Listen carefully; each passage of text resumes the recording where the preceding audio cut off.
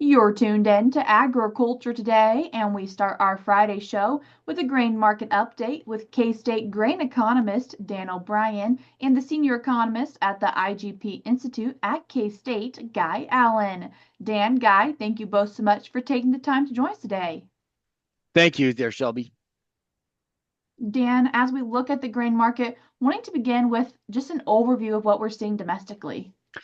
Yeah, of course, we're following up on that December 10th, Tuesday, December 10th, USDA World Ag Supply Demand Estimates report.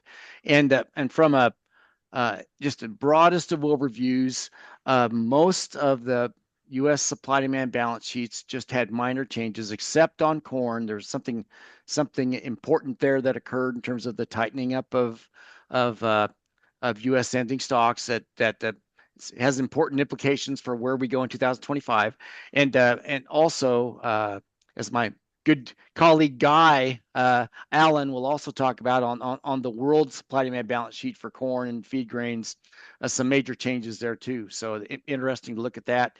Uh, uh, NAS production data came in. There's a little bit of information on cotton and sugarcane. This report sets us up for bridges the gap till the next time when the USDA comes in with a lot of data, grain stocks reports, wheat, winter wheat seeding, and uh, and the final production estimate numbers, basically the annual production summaries for all U.S. crops for 2024. So there's a lot of potential for movement in that January report. So December kind of bridges the gap between the last set of NAS numbers in November and then all this data that comes in, the potential for a lot of volatility in the January reports. And then there are things happening in the world oil seed markets. Excuse me.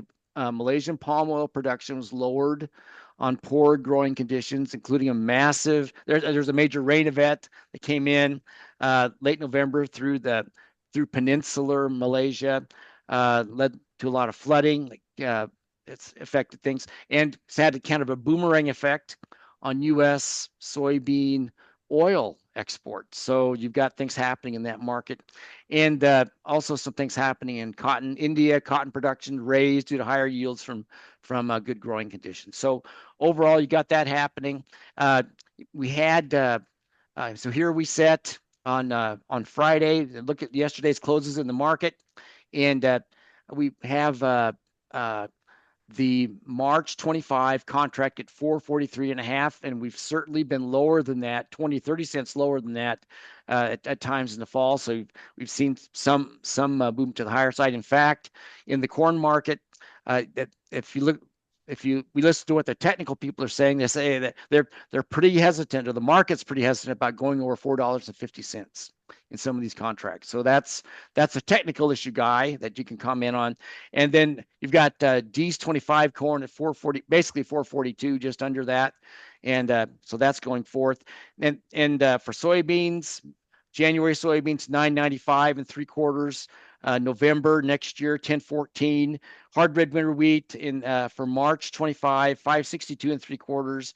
July harvest contract 578. Again, most U.S. producers to meet their break-even costs are looking for something with a 6 in front of it. But anyway, it's not $4 anyway. So it's 550, 575 for wheat. So Guy, before we head off into some of the details domestically, any comments on what you'd seen in that report? Yeah, just looking at corn, as you said, that's sort of where it's happened on the global situation. Ending stocks were down for total coarse grains about 6.6 million tons. Corn ending stocks were down 7.7 million tons to about just under 300 million. That's 20 million tons below last year's ending stocks. So we're seeing things tighten up. I was a bit surprised. I'm probably a bit more bullish today than what the USDA report reflected.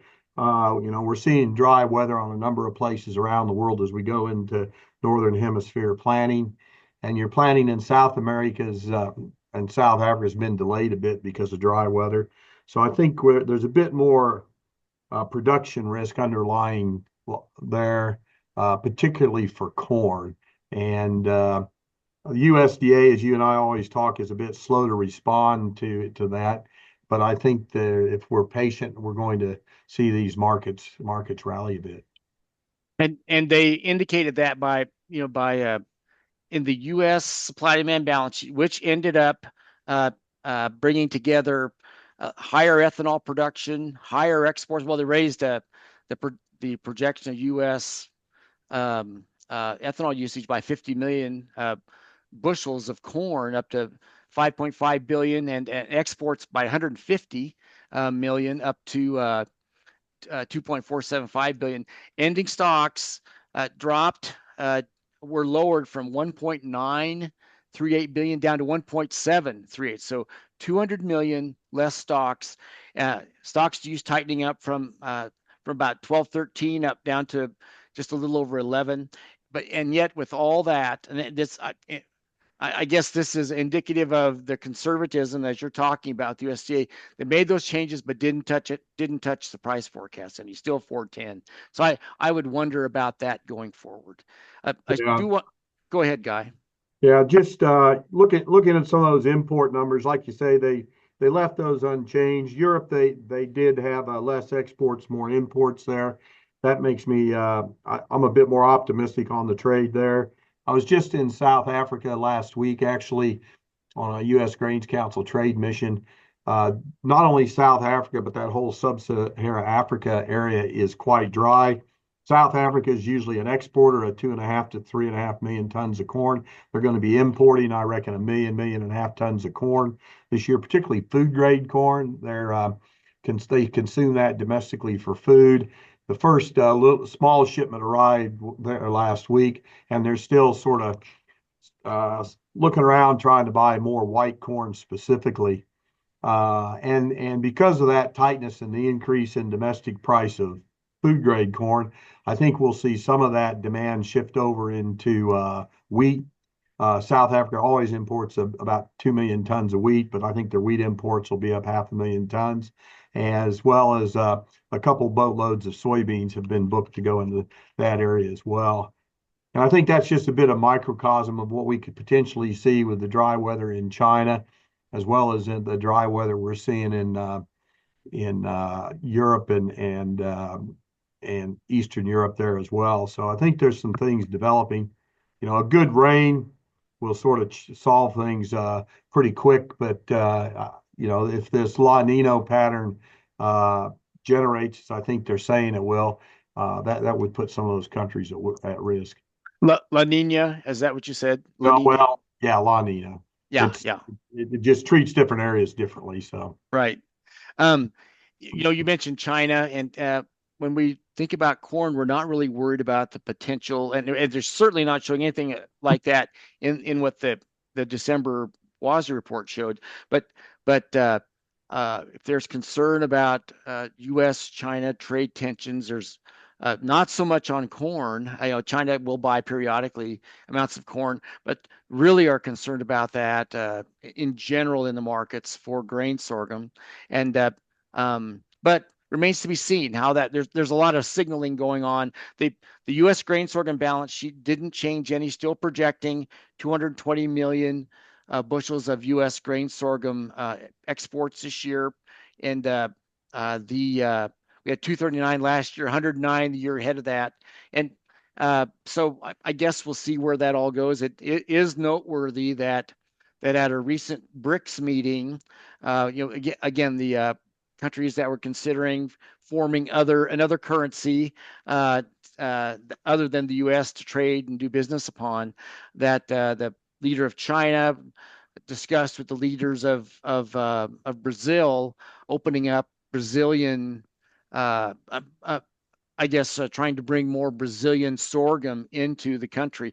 Probably we'd look at that as maybe a substitute for the for U.S. sorghum. However, if that happens, there's a direct effect. Well, yeah, maybe China, if they can do that, that'd be fine. I dug into that back behind the scenes for some sorghum meetings last week we were involved in here in Kansas, and right now, Brazil exports no sorghum. They use yeah, it all domestically, well, all of it. Interesting on that, there was one shipment of Brazilian sorghum that went into South Africa recently, and I've been getting increasing questions about the potential for Brazilian production of sorghum.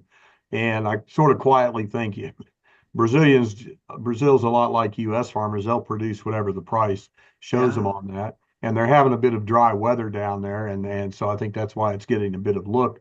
So I think, from a Brazilian threat, sorghum's as much at risk as corn and soybeans on that. And I think second half we'll talk a bit about why the U.S. is the residual storer of grain, and Brazil liquidates their production as But fast as they can every year. But we'll talk there's about that in a bit. and But there's a direct effect of that.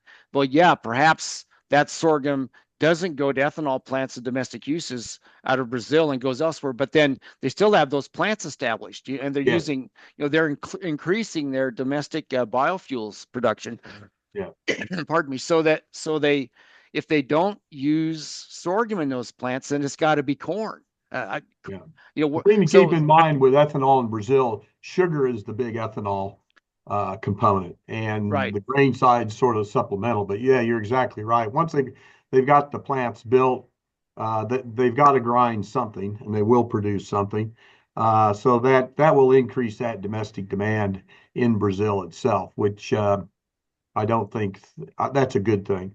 The interesting thing on that ethanol is, you know, I'm fairly bearish oil prices on the back of the new administration, drill baby drill. I would expect those prices to continue to come down, approach $50 a barrel. What's that do for ethanol margins in the U.S.? I was having that conversation this week.